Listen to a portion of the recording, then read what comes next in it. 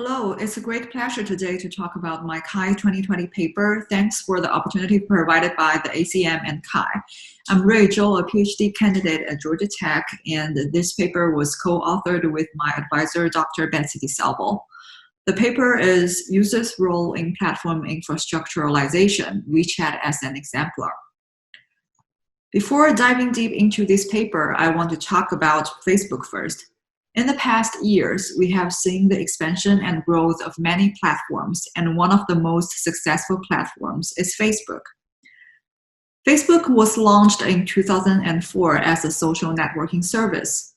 During the past 16 years, Facebook has developed a lot from a simple social network by adding many new functions and services.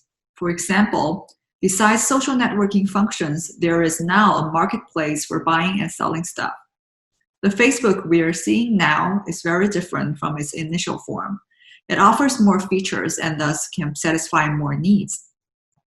Providing lots of functions and services attracts more people to use and stay on Facebook. By April this year, Facebook has accumulated 2.4 billion monthly active users from all over the world. It is the largest social media worldwide. As Facebook and other platforms grow and expand, some scholars argued that these platforms are no longer just platforms but are in fact becoming infrastructures. They termed this phenomenon platform infrastructuralization. They said, platforms can achieve enormous scales, coexist with infrastructures, and in some cases compete or even supplant them. But what is platform and what is infrastructure? A platform is a digital technology with an open architecture designed to facilitate user interactions. It invites participation, and for some platforms, users can generate contents on it or reprogram it. Usually, a platform has some rule of governance. Examples of platform include internet browsers, computer and social media applications. Now, infrastructure. Infrastructures are large-scale technologies that support various diverse local practices. They are ubiquitous, usually within a country, and they are foundations of other technologies. So widely used, infrastructure embeds into people's lives and is transparent. Examples of infrastructure include electricity, transportation systems, water and sewer, and the World Wide Web. Look at this table. There are many commonalities between platform and infrastructure. So seeing these commonalities and differences, we wonder, what does it mean when a platform becomes an infrastructure? For instance, what does it mean when a platform that invites participation becomes transparent and ubiquitous, becomes the foundation of other technologies, and embeds in people's lives? Do people who use the platform know what is happening? Therefore, as both HCI scholars and users of platforms, we want to study what platform infrastructuralization means for users. We are interested in learning what could happen, especially to users when a platform acquires qualities of infrastructure. But to study this large research topic, we first need to figure out, during this process of a platform moving to an infrastructure, does the user play any role in this process? Because being either a platform or an infrastructure, it is a tool used by people, and thus it will be shaped by people's use. Understanding the user's role in platform infrastructuralization is the first step to understand how users will be affected by platform infrastructuralization. Last year, the same scholars who coined the term platform infrastructuralization identified a paradigmatic example that has moved from a platform to an infrastructure. WeChat, the most popular mobile social platform in China. Why is WeChat an infrastructure? A short answer is because WeChat covers almost everything the Chinese need in their daily lives. As this image shows, in the United States, there are different applications and websites that specialize in providing different services. But in China, all these services are offered on WeChat. We agree that WeChat has become an infrastructure, but we found from previous scholars is that they have missed talking about users in their analysis of WeChat's infrastructuralization process. Since our larger interest is to understand what platform infrastructuralization means for user, we thought it's great to start from studying the role played by users in platform infrastructuralization. We thus took WeChat as an exemplar to study the user's role. We drawn from 4 past studies we did on how people use WeChat and conducted a new analysis on this empirical data. Here are the studies we did. We studied how people used WeChat from different aspects, such as how people communicate via emoji and stickers, how parents and their children fulfill long-distance communication, and how both young people, like teenagers and adults, use WeChat's communication functions for buying and selling stuff. With all these studies, we investigated how diverse functions on WeChat are used by Chinese people. In total, we conducted 95 one-on-one interviews, which in total exceeded 100 hours. We also conducted over 1,000 hours observation. We analyzed this data with a focus on users' role in WeChat's infrastructuralization, guided by the understanding that infrastructure as a relation between the user and the tool. We first compiled a preliminary codebook looking for the functions people use, if people's uses conform to the function's study intentions, and the motivation behind people's uses. We then iteratively coded the data.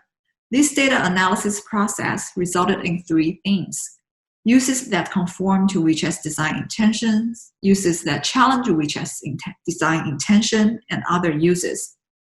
In the end, we placed these themes side by side with understandings of infrastructure and platforms, looking for user interactions that contribute to WeChat's infrastructurization, as these understandings pointed out. The result of the final step of data analysis is a 3-level user interaction process of platform infrastructuralization, meaning that users adopted WeChat as an infrastructure through interacting with it on 3 levels. The first level is to practice WeChat, which is to use the functions on WeChat as they are intended to be used. The second level is to appropriate WeChat, meaning users apply WeChat's functions for uses that were not intended by the functions. The third level of user interaction is to create upon WeChat. To do this, users who have the right technical skills extend the functions on WeChat by developing add-on to WeChat and thus create a customized version of WeChat. From the first to the third level, users' interaction with WeChat becomes more engaged, and users gain more flexibility for themselves from WeChat. As user interaction advances, WeChat as a tool in users' life also changes, moving from a communication platform into an indispensable infrastructure. Let's look at each of these levels one by one. The first level is to practice WeChat, meaning using functions on WeChat as they are intended to be used. Some examples. Participants told us WeChat provides various communication media. They said, WeChat is good for making video calls and sending images. For participants who communicated a lot via emoji and stickers, they appreciated that WeChat offers a sticker gallery where they could download all kinds of stickers easily. Most participants said WeChat is good and convenient, since it provides many functions they needed. On the first level of user interaction, people value WeChat because WeChat has functions they need. Thus, people use these functions on WeChat as they are intended to be used. To use WeChat like this doesn't mean WeChat is an infrastructure. WeChat stays as a powerful platform, though. The next level is more decisive for WeChat to become an infrastructure, which is to appropriate WeChat. On this level, people use functions on WeChat, but not in ways these functions are designed to be used. Being appropriated, WeChat as a global tool can then fulfill various local needs, which resembles the quality of infrastructure. 2 examples. The first one involves the appropriation of a sticker and the red packet function, which is a digital money gifting function. The sticker is a die sticker that shows a random number from 1 to 6 when being sent. A participant told us she saw people sending red packets and the die sticker together for gambling. The one who loses will send red packets with real money.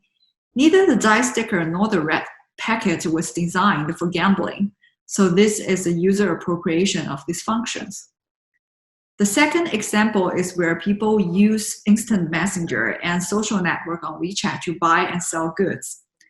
Again, the instant messenger and social network on WeChat were not designed for commercial practices, but people used them because it's easier and more effective to buy and sell on these functions than on other online shopping platforms.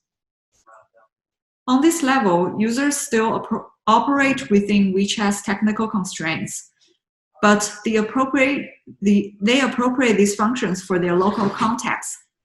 Thus, the platform designed for global use is localized by users in their own practices, reaching a deep embeddedness in their lives. For those who appropriate WeChat, WeChat is an infrastructure. This reflects Starr's understanding that infrastructure appears only as a relational property, not as a thing stripped of use.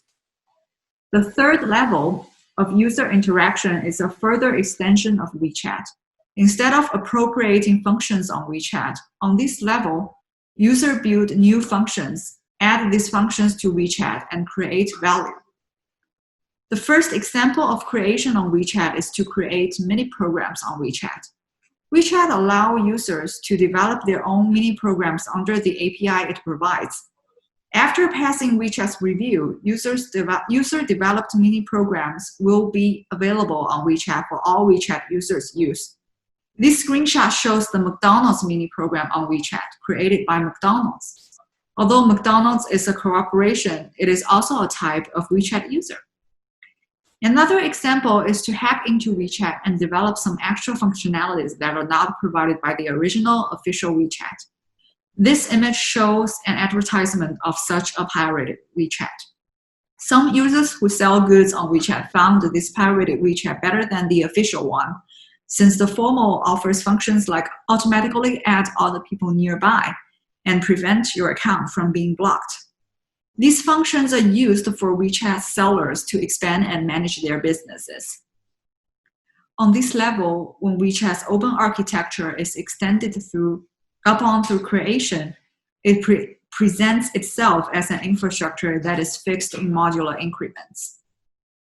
To recap, if users only use WeChat on the first level, WeChat to them remains a powerful platform. But if users use WeChat on the second and the third level, WeChat becomes an infrastructure to them. Therefore, how people use a platform plays a critical role to determine if the platform can become an infrastructure. By uncovering the user's role in WeChat's platform infrastructuralization, we contribute insights to understanding how users' interaction can affect the platform to become an infrastructure. Further, understanding the user's role in platform infrastructuralization is the first step to understand how users will be affected by platform infrastructuralization. For instance, infrastructure is transparent, and when a platform becomes an infrastructure, how will users be affected by a transparent platform? This paper provides a starting point for lots of future research directions like this. Thank you very much for listening. Please check out our paper, Users' Role in Platform Infrastructuralization, WeChat as an Exemplar, on ACM Digital Library, dl.acm.org. Thanks.